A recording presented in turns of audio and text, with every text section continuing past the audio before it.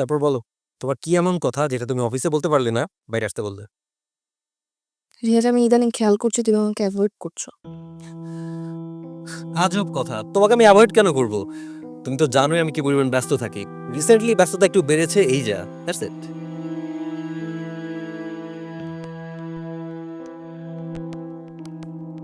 রিয়াজ, আমি pregnant. What? Are you joking? No, I am serious. I am expecting. চলো না বিয়েটা করে ফেলি। Still you are joking with me? হ্যাঁ, বিয়ে করে ফেলি?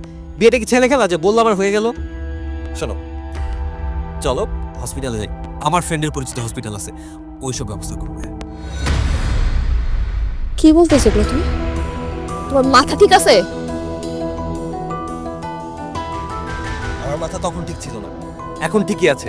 ওকে, আর তুমি ব্যাপারটা তো সিরিয়াসলি কেন নিচ্ছ? It's just an accident.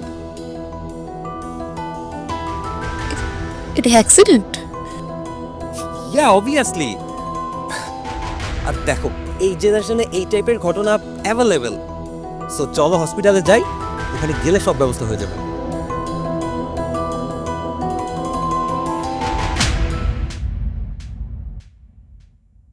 আমার না ভগল হয়ে গেছে।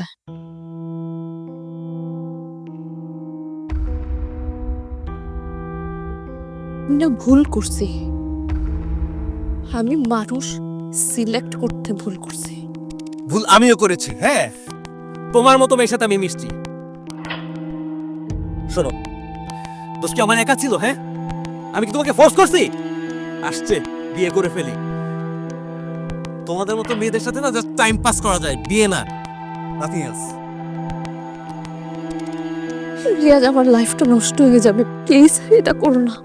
শোনো, আমি তোমার সাথে আর কথা বলাতে চাচ্ছি না, জাস্ট লিভ দ্য কার।